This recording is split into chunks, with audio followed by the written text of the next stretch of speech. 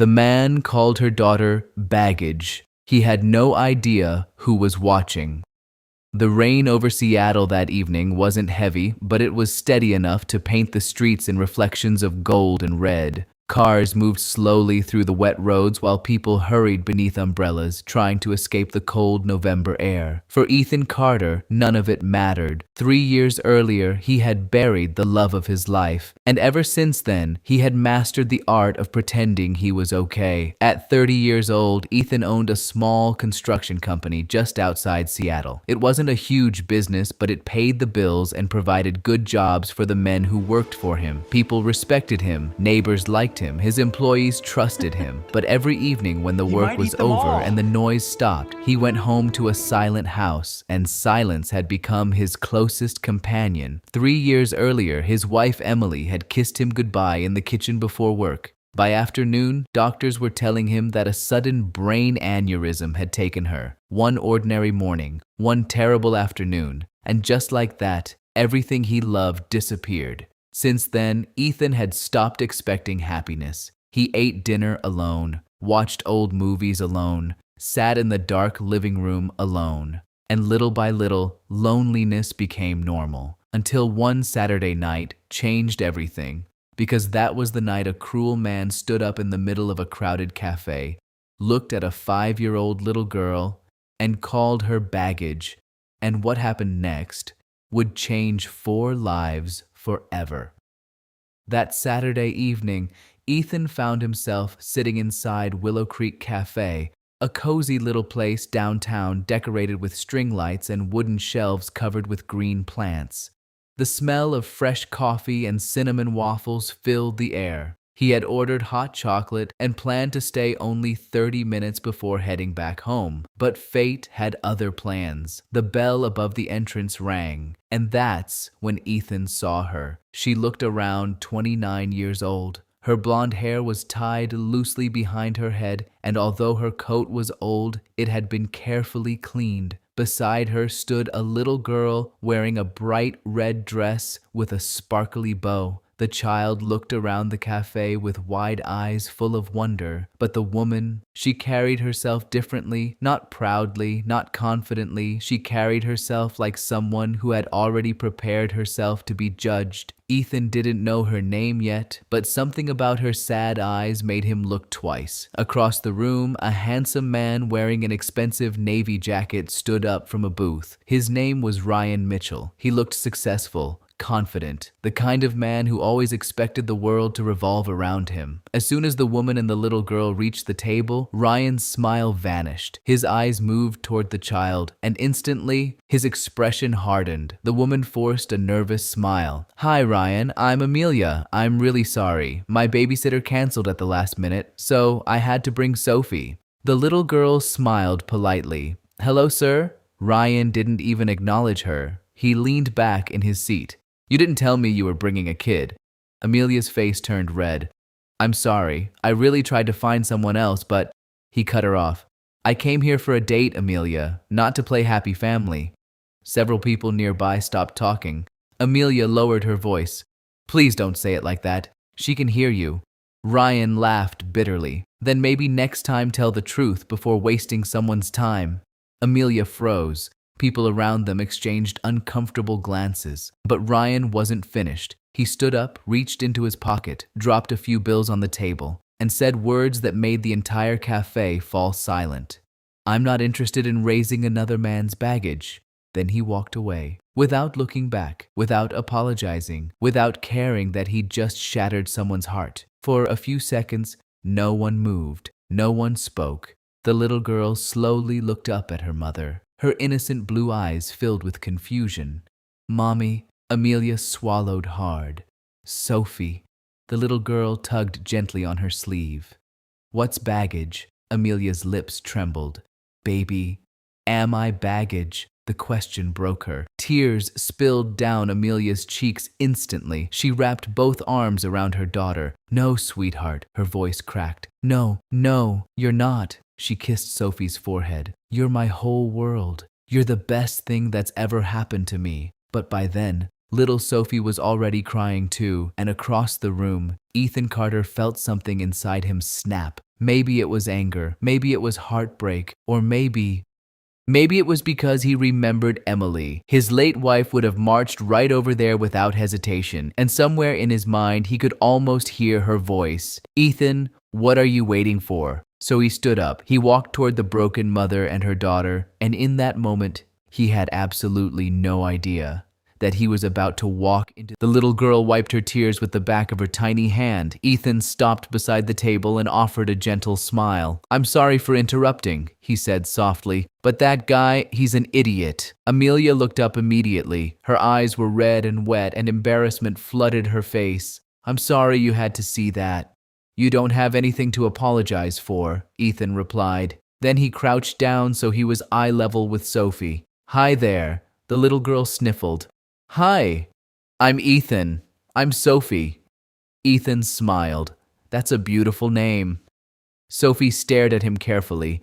"Am I baggage?" The question hit Ethan harder than he expected. He shook his head immediately. "No, sweetheart." He pointed dramatically toward the door where Ryan had disappeared. "That man forgot something important." "What?" Sophie asked. "He forgot to bring his brain." For a second, the little girl blinked. Then she giggled. Even Amelia couldn't stop a small laugh from escaping, and just like that, some of the pain in the air began to fade. Ethan looked at Amelia. "I was planning to eat alone tonight. Honestly, I'm terrible company for myself." Amelia gave a weak smile. "I don't want to ruin your evening." "You won't." He nodded toward the empty chair. "But if you'd rather I leave, I promise I won't be offended." Before Amelia could answer, Sophie suddenly spoke. "Do you like dinosaurs?" Ethan gasped dramatically. "Do I like dinosaurs?" He leaned closer. "I respect dinosaurs." Sophie's eyes widened. "Even T-Rex?" "Especially T-Rex." She frowned. "But his arms are tiny." Ethan lowered his voice. "That's why he's always angry." The little girl burst into laughter, and for the first time that night, Amelia smiled without tears. "Okay," she whispered, "you can sit with us."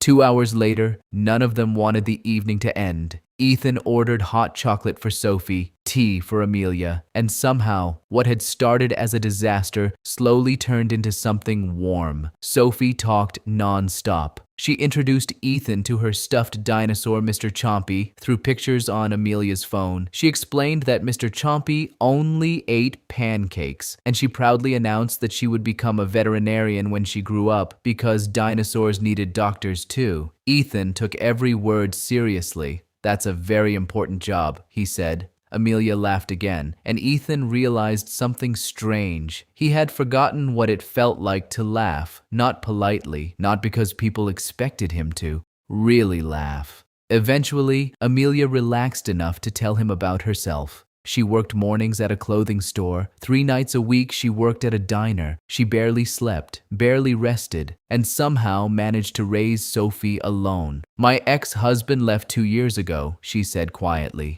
"He just packed his bags and disappeared." Ethan frowned. "He left both of you?" Amelia nodded. "Sophie still asks why Daddy doesn't live with us anymore." Her voice trembled. "And every time she asks, I feel like I fail her all over again." Ethan shook his head. "No." She looked surprised.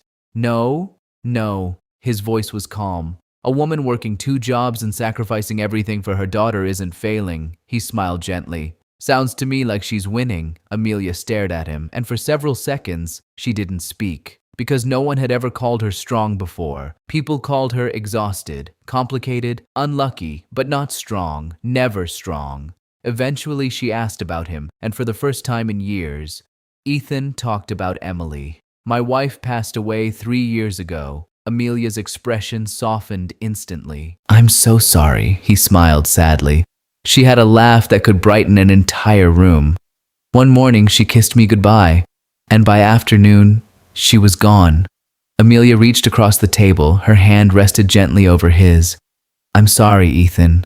For a few moments, neither of them spoke. Neither needed to. Sometimes pain recognizes pain, and lonely hearts understand each other without words. Near closing time, Sophie was fighting sleep. Chocolate covered her upper lip. Her tiny head kept falling forward. but every time her eyes closed, she'd wake herself up. I'm not sleepy, Ethan chuckled. Of course not. You only yawned 14 times. 15, Sophie corrected. Amelia laughed, and hearing that sound, that real laugh, made Ethan's chest feel strangely warm. When they finally walked outside, the cold December air greeted them. Sophie had completely fallen asleep. Without thinking, Ethan asked, "Would you like me to carry her?" Amelia hesitated. Trust didn't come easily anymore, but something in Ethan's eyes made her nod. He carefully lifted Sophie into his arms, and suddenly, something inside him softened. He had carried steel beams, concrete bags, wood, and tools, but carrying a sleeping child felt somehow more precious than any weight he'd ever lifted. He carefully buckled her into the car seat, adjusted the straps, covered her with her blanket. Amelia watched quietly. You do that like you've done it before, Ethan smiled. I have nieces and nephews. And besides, a grown man should know how to handle a car seat. Amelia laughed again, and Ethan decided right then he wanted to hear that laugh again. He pulled out a napkin, wrote down his number, and handed it to her. If you ever want dinner again, he smiled. No blind dates, no rude idiots. Just two survivors of one very strange evening. Amelia looked down at the number, then back at him. Something warm and frightened lived in her eyes. No Ryan this time? Ethan laughed. Definitely no Ryan. I think we've both suffered enough. She smiled, and for the first time all night, hope quietly appeared inside her heart. Thank you, Ethan, he answered softly. No, thank you for letting me sit down. As Amelia drove away with Sophie asleep in the back seat, Ethan stood beneath the streetlights, watching until the taillights disappeared around the corner, and for the first time in 3 years, going home didn't feel quite so lonely, because without realizing it, a broken widower, a tired single mother, and a little girl with a red bow had just changed each other's lives forever. The next afternoon, Ethan was repairing a fence at one of his job sites when his phone buzzed. He wiped the dust from his hands and smiled the moment he saw the message. Amelia. For some reason, seeing her name made his entire day feel lighter. He opened the text. Important question from Sophie. A second message appeared. She wants to know if T-Rex is angry because his arms are short. Ethan laughed out loud. One of his workers raised an eyebrow. Everything okay, boss? Ethan grinned. Yeah. He typed back immediately. Absolutely. Tiny arms. Big feelings. Less than a minute later, a picture arrived. It was a drawing done in crayon. A green dinosaur wearing a crooked birthday hat. Underneath it, in uneven handwriting, were the words, Mr. Chompy. Ethan smiled so hard his cheeks hurt, and something inside him realized something strange. For the first time in years, he was looking forward to tomorrow. Over the next few weeks, little messages turned into daily conversations. Sometimes Amelia sent pictures of Sophie building pillow forts. Sometimes Ethan sent photos of his cooking disasters. One evening, he accidentally burned spaghetti so badly that even he wasn't sure what it was anymore. He sent Amelia a picture. Evidence that I shouldn't be trusted in a kitchen. Her reply came almost instantly. Pretty sure that's illegal in several states. Ethan laughed. Then another message came. Sophie's laughing so hard she can't breathe. Without realizing it, 3 lonely people had begun creating something they hadn't expected, a routine.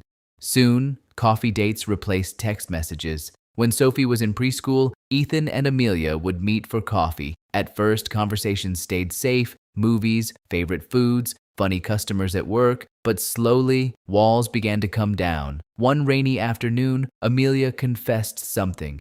I don't even remember the last time I sat down and drank coffee without worrying about bills. Ethan smiled. Then we're doing something illegal. What? Relaxing. Amelia laughed. No, seriously, Ethan. She looked down. I forgot what normal feels like. His expression softened. Maybe normal isn't something we find. Maybe we build it. She looked at him, and for some reason, those words stayed with her. Saturday afternoons became park days, and Sophie absolutely adored them. The second she saw Ethan's truck pull up, she'd come running. Mr. Ethan! Every single time, and every single time, His heart melted. He'd push her on the swings, pretend to crash imaginary airplanes, and spend 30 minutes trying to convince her that dinosaurs couldn't drive cars. Sophie disagreed. Mr. Chompy can. With those arms, he's trying his best. Ethan laughed. Fair point. Meanwhile, Amelia sat on the bench watching. At first, she always stayed alert, always watching, always expecting something bad. But gradually, she started relaxing. Sometimes Ethan caught her simply sitting there, smiling, not checking bills, not worrying, not carrying the whole world on her shoulders, just breathing. And somehow, watching that made him happier than he could explain. One afternoon, Sophie climbed into his lap and whispered very seriously, "Mr. Ethan?" "Yes." "Mommy smiles more now." He froze. The little girl looked toward Amelia. "She used to cry when she thought I was sleeping." Ethan's chest tightened. "But she doesn't cry as much anymore." Then Sophie smiled. "I think you're magic." He chuckled softly. "No, sweetheart. Your mommy is the magic."